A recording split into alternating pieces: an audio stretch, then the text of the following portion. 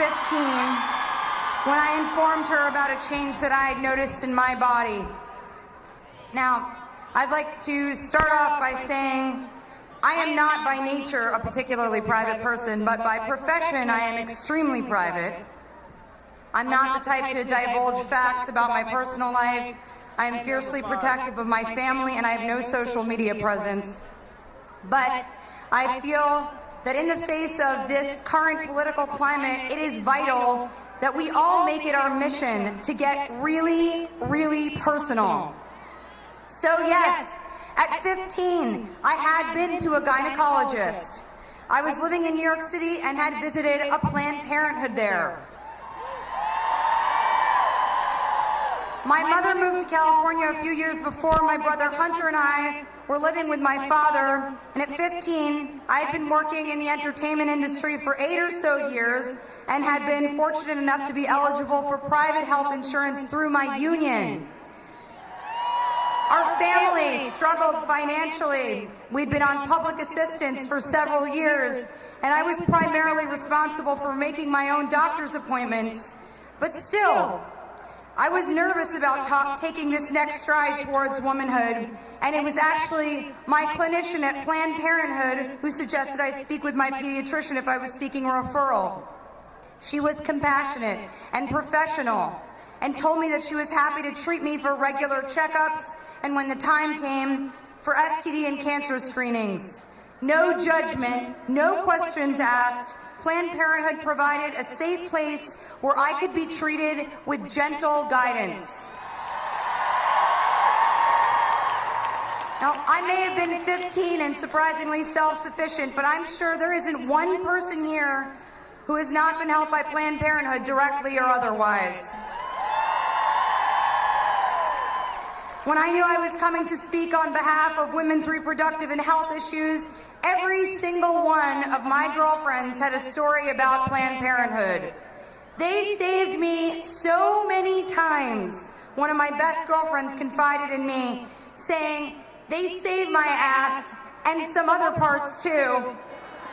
When I found out I had precancerous signs I never would have known about without my annual checkups, and her speech grew more emphatic and emotional as she described how the organization had helped her decide between treatment options. She was able to make some difficult decisions, deciding what was right for her body, and her then partner without anyone else's interference.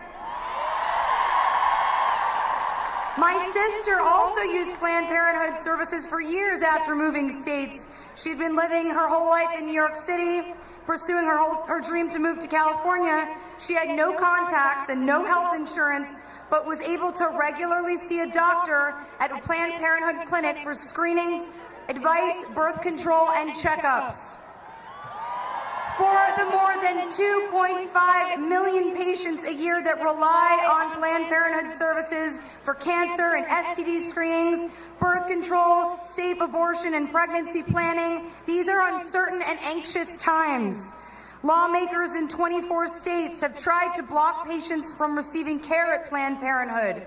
Congress has voted to limit access to reproductive services 9 times. Boo! Yes, boo! There are very real and devastating consequences to limiting access to what should be considered basic health care. For millions of Americans, Planned Parenthood is often the only trustworthy and affordable clinic providing safe education, sex education, safe abortion, and life-saving services. President Trump, I did not vote for you.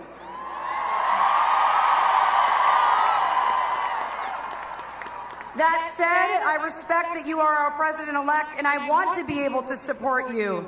But first, I ask that you support me. Support my sister. Support my mother. Support my best friend and all of our girlfriends. Support the men and women here today that are anxiously awaiting to see how your next moves may drastically affect their lives. Support my daughter, who may actually, as a result of the appointments you have made, grow up in a country that is moving backwards, not forwards, and who may potentially not have the right to make choices for her body and her future that your daughter Ivanka has been privileged to have.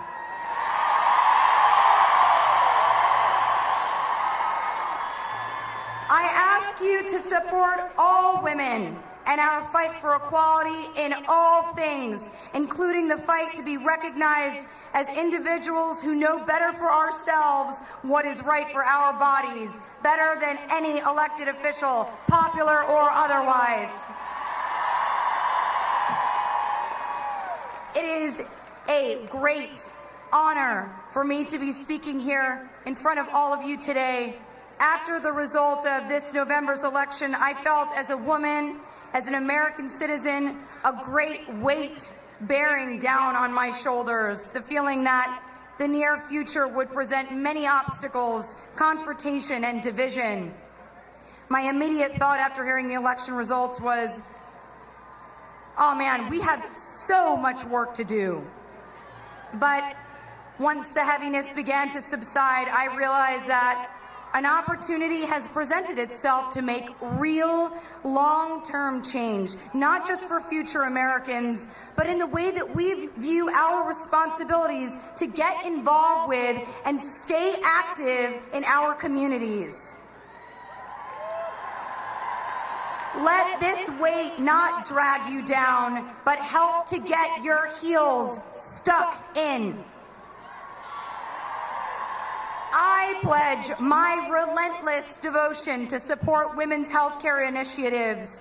I will not stop fighting to make basic women's healthcare available to all.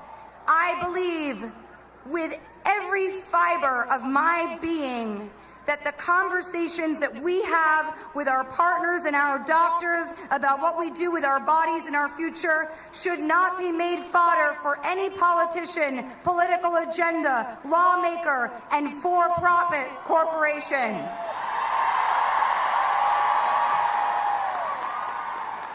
We must stand up for what are our basic human rights and always move forward, never backwards.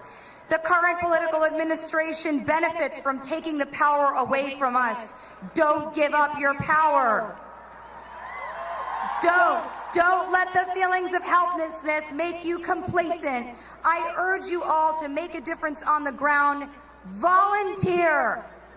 Volunteer with organizations that help women seeking a safe place to make some of the most difficult decisions of their lives. Donate to causes